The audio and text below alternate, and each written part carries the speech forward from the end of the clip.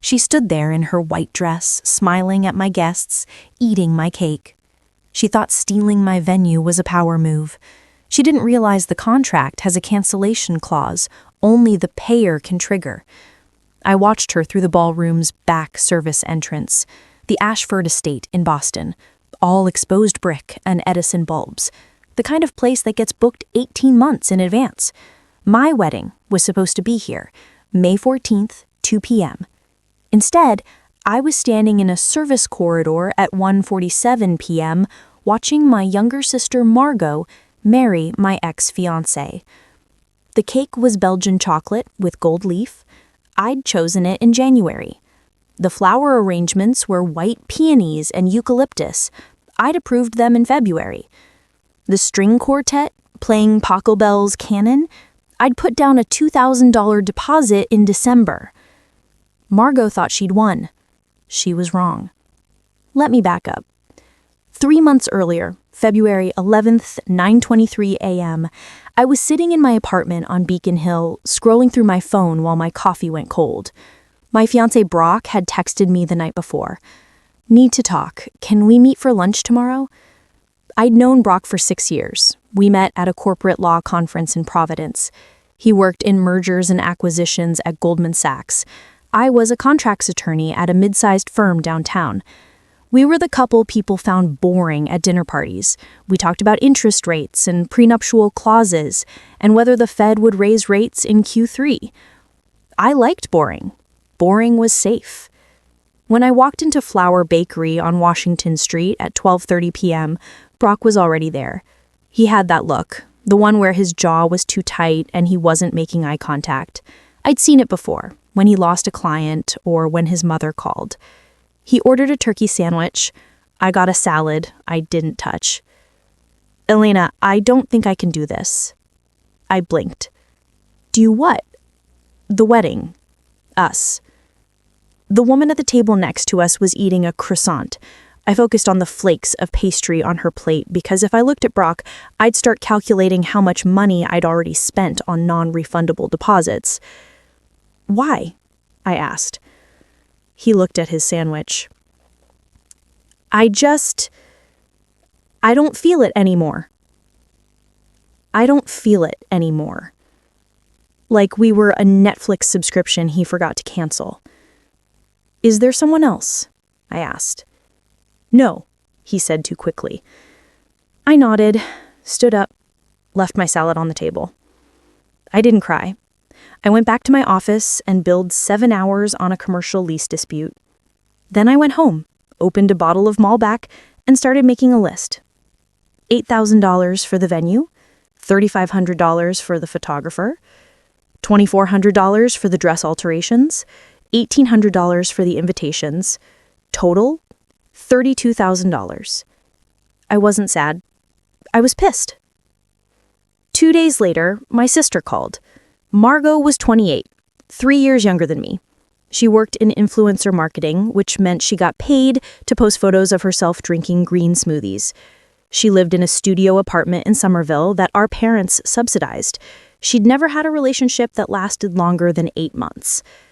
"Elle," she said, "I heard about Brock. I'm so sorry." I was sitting at my desk reviewing a contract for a tech startup. I put her on speaker.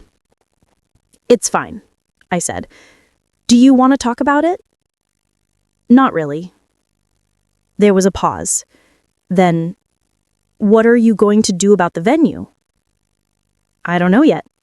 I have 60 days to cancel and get 50% back."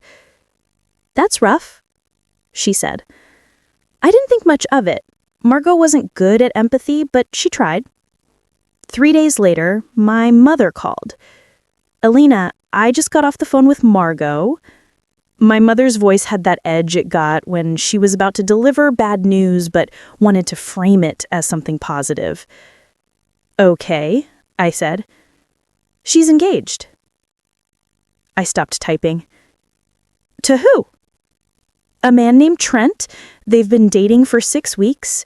She says it's love." 6 weeks. Margot once broke up with someone because he didn't like her Instagram captions. "That's fast," I said. "She wants to get married in May." I felt something cold slide down my spine. When in May? The 14th. The 14th. My wedding date. She asked if she could use your venue since you're not using it anymore. I sat very still. Outside my window, a man was walking a golden retriever down Beacon Street. The dog stopped to sniff a trash can. She asked to use my venue? She thought it would be a shame to waste it, and you said you'd get 50% back if you canceled, so she thought I should just give it to her. Elena, don't be dramatic. She's your sister. I hung up. Then I opened my laptop and pulled up the contract for the Ashford estate. The contract was 43 pages long. I'd negotiated it myself back in November. The venue director, a woman named Claudia with a severe bob and an even more severe attitude, had tried to lock me into a standard agreement with a 72-hour cancellation window. I'd pushed back. I'm an attorney, I'd said. I need flexibility. We'd settled on a custom clause. Page 19, section 4.2. The deposit holder retains sole discretion to cancel or transfer the reservation up to 60 days prior to the event date. In the event of cancellation, 50% of the total deposit, $4,000, will be refunded. No third party may assume the contract without written consent from the original deposit holder. I read it 3 times. Then I called the Ashford estate. Claudia answered on the second ring. This is Elena Voss. I have a reservation for May 14th. Yes, Ms. Voss. How can I help you? Has anyone contacted you about transferring my reservation? There was a pause. Yes, actually. Your sister called yesterday. She said you'd agreed to let her take over the date. Did she provide written consent from me? Another pause. Longer this time. No, Claudia said slowly. She said she'd send it this week. She won't be sending it because I haven't agreed to transfer the reservation. I see. If she calls again, please direct her to me. Of course. I hung up. Then I texted Margot. Heard you're engaged. Congratulations. She replied in 30 seconds. Thank you. I'm so excited. Can we talk about the venue? Sure. Coffee tomorrow? Perfect. 10 a.m. at Tot? I stared at her message. She thought this was going to be easy. The next morning, I met Margot at Tot Bakery in Brookline. She was already there when I arrived, sitting at a corner table with a latte and a croissant. She was wearing a cream-colored sweater and jeans that cost more than my monthly car payment. She hugged me. I hugged her back. Elle, thank you so much for meeting me, she said. We sat down. I ordered black coffee. So, she said, I wanted to talk to you about the Ashford. Okay. You know this is awkward, but I really want to get married in May, and Mom said you weren't using the venue anymore, so I thought... You thought I'd just give it to you. She blinked. Well, yeah. I mean, you're not getting married, and it's already paid for. Half paid for, I said. I put down $8,000. The balance is due 30 days before the event. Right, so I'd pay the balance. And the deposit? She looked confused. What about it? Who keeps the deposit? I just assumed, you were going to lose half of it anyway if you canceled, so you thought I should just eat the $4,000 loss so you could have my wedding venue. Her face went pink. Elena, don't be like that. I'm your sister. You're my sister who's marrying a man you've known for 6 weeks on the date I was supposed to get married. That's not fair, she said. You and Brock broke up. It's not like I stole him. I took a sip of my coffee. It was too hot. I didn't care. Who's Trent? I asked. What? Trent, your fiancé. Who is he? She looked at her croissant. He works in finance. Where? Goldman Sachs. The coffee burned my throat on the way down. What department? Mergers and acquisitions. I set my cup down very carefully. Margot, is Trent's last name Harrington? She didn't answer. Brock's best man was named Trent Harrington. They'd worked together for 3 years. I'd met him at Brock's office Christmas party in December. He'd worn a Rolex and talked about his Tesla. You're marrying Brock's best man. It's not like that, Margot said quickly. Trent and I, we just connected. It wasn't planned. When did you start dating? When, Margot? January. 2 weeks before Brock dumped me. I stood up. You can't have the venue. Elena, please.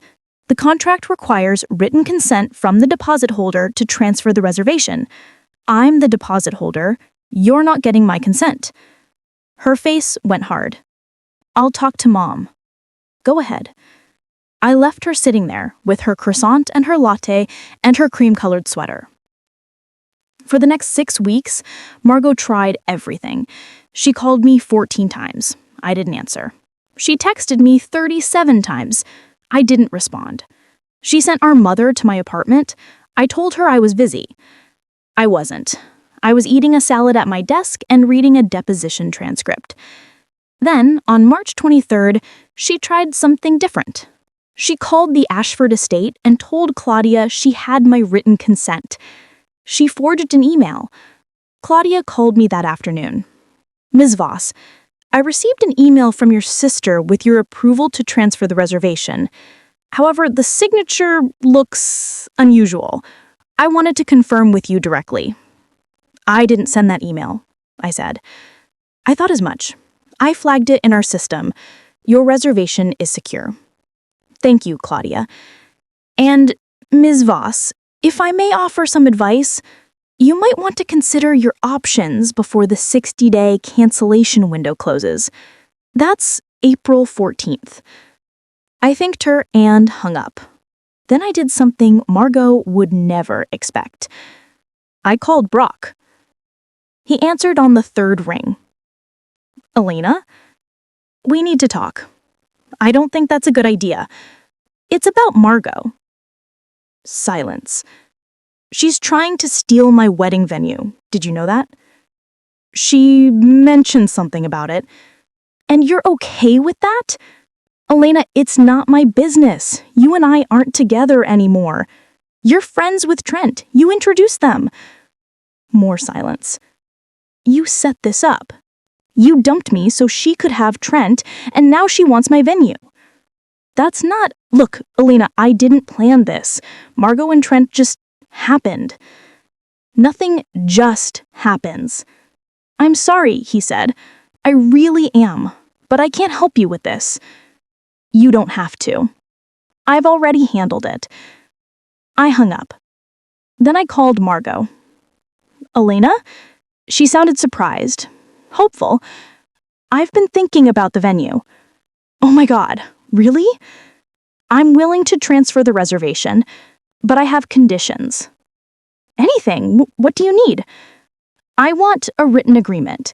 You pay me $8,000 for the deposit, and you cover the balance when it's due. Of course, that's totally fair. And I want you to sign an acknowledgement that I'm transferring the reservation as a gift. No strings. Done. When can we meet? Tomorrow, 3 p.m. at my office. I'll be there. She hung up. I sat at my desk and smiled. She had no idea. The next day, Margot showed up at my office at 2:50 p.m. She was wearing a pink blazer and carrying a Louis Vuitton bag. She looked like she'd just come from brunch. I led her into a conference room and handed her a folder. This is the transfer agreement, I said. Read it carefully. She flipped through it without reading. Where do I sign? Page 7. She signed. Then she pulled out her checkbook. $8,000, right? Correct. She wrote the check and slid it across the table. I folded it and put it in my pocket. Thank you, Elena, she said. I know this wasn't easy for you. It wasn't, but you're my sister. She hugged me. I hugged her back. Then she left. I waited 10 minutes. Then I called the Ashford estate. Claudia, I said. "I'd like to cancel my reservation." "Miss Voss, your 60-day window closes in 3 weeks. Are you sure?" "Positive. Please process the cancellation immediately and issue the 50% refund to my account." "Of course. I'll send you a confirmation email within the hour. Thank you." I hung up. Then I opened my laptop and pulled up the agreement Margot had signed. Section 3, Paragraph 2. The transferee acknowledges that this agreement constitutes a gift of contractual rights from the transferor. The transferee assumes all financial responsibility for the event, including but not limited to the balance due on the venue contract. The transferor retains no liability for cancellations or modifications made by the venue. Section 4, Paragraph 1. The transferee acknowledges that the original deposit holder retains sole discretion to cancel the reservation at any time prior to the 60-day deadline in accordance with the venue contract terms. Margot hadn't read it. She'd just signed. The Ashford estate sent me the cancellation confirmation at 4:47 p.m. They also sent a courtesy email to the secondary contact on file, Margot. She called me at 4:51 p.m. "Elena, what the hell did you do?" "I canceled the reservation." "You can't do that. We have an agreement." "Read the agreement, Margot. Section 4, Paragraph 1. I retained the right to cancel. You tricked me." "No, I gave you a contract. You didn't read it." "I'm going to sue you." "For what? You signed a legal agreement acknowledging that I could cancel. You also paid me $8,000 for a contractual right that no longer exists. That's not my problem." She was crying now. "You're such a—" I hung up. Then I deposited her check. Margot and Trent scrambled to find another venue. In late March, with 8 weeks until their wedding, their options were limited. They ended up booking a hotel conference room in Quincy for $3,500. No Edison bulbs, no exposed brick, just fluorescent lighting and beige carpet. The wedding happened on May 14th at 2 p.m. I didn't go. I spent the day at a spa in Cambridge, getting a massage and a facial. I paid for it with Margot's $8,000 check. I also got my $4,000 refund from the Ashford estate. Total, $12,000. Not bad for 3 months of work. Margot didn't speak to me for 6 months. My mother called me twice a week to tell me I was being petty. I let her calls go to voicemail. In November, Margot and Trent separated. Apparently, 6 weeks wasn't long enough to figure out if you actually liked someone. She moved back into her studio apartment in Somerville. My mother stopped calling. Brock sent me a LinkedIn message. "I heard what happened with Margot and the venue. That was smart." I didn't respond. I went back to the Ashford estate once, in January. I was there for a client's wedding, a tech CEO marrying a venture capitalist. The couple had booked the venue 18 months in advance, just like I had. I stood in the service corridor and watched them exchange vows under the Edison bulbs. The bride was wearing a lace dress. The groom was crying.